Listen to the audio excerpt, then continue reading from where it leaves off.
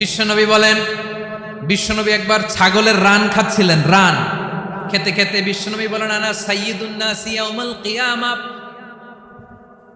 আমি কিয়ামতের দিন সর্বশ্রেষ্ঠ হব, মানুষের মধ্যে সর্বশ্রেষ্ঠ সেরা আমি বিশ্বনবী। আলহামদুলিল্লাহ পড়েন।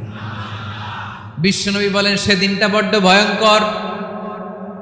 সেদিন কেউ কারো কোনো উপকারে আসবে না, বন্ধু বন্ধুর কাজে আসবে না, স্ত্রী স্বামীর উপকারে আসবে না, স্বামী স্ত্রীর উপকারে আসবে না, পীর সাহেব মুরিদরে বাঁচাতে পারবে না, মুরিদ পীর সাহেবরে বাঁচাতে পারবে না, নেতা কর্মীর পরিচয় দিবে না, কর্মী নেতার পরিচয় দিবে না, ভাই বোনকে চিনবে না, বোন ভাইকে চিনবে না, বাবা তার সন্তানকে চিনবে না, মেয়েকে দেখে মা দৌড়ে দৌড়ে পালাবে।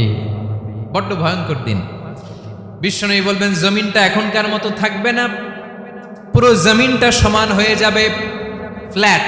এখন তো গোল, তখন ফ্ল্যাট। সবাই এক জমিনের উপরে দাঁড়াবে, সূর্যটা মাথার কাছে চলে আসবে, সূর্যের গরমে মানুষের মাথার মগজ গলে গলে কানের ছিদ্র নাকের ছিদ্র দিয়ে বেয়ে বেয়ে পড়বে। সবাই হয়রান, পেরেশান, ক্লান্ত শ্রান্ত। মানুষগুলো বলবে বাঁচার কোনো উপায় নাই। 50,000 বছর মানুষ এরকম দৌড়াবে, চিৎকার করবে, কাঁদবে, বাঁচার কোনো উপায় নাই। সবাই বলবে, আল্লাহ যদি বিচারটা শুরু করতো, যা হবার হবে, আগে বিচার শুরু করুন। বিচারই শুরু হয় না, বিচার শুরু হইতেই 50,000 বছর।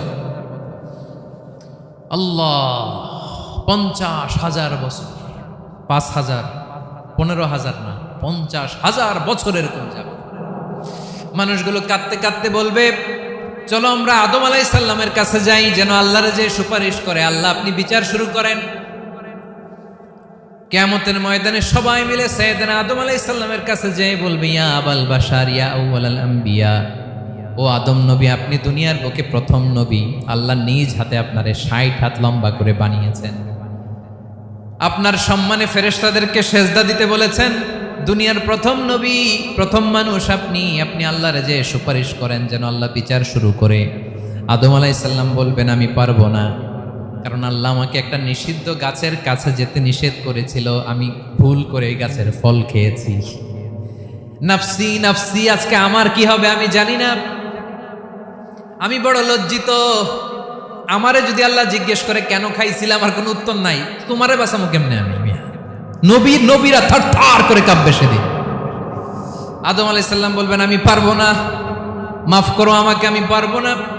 ওই যে ভুল করে গন্ধম খেয়ে ফেলেছি, নিষিদ্ধ গাছের ফল খেয়ে ফেলেছে, আমি বড় লজ্জিত, অনুতপ্ত, আমি পারবো না। আজকে আল্লাহ এত রাগান্বিত হয়েছে।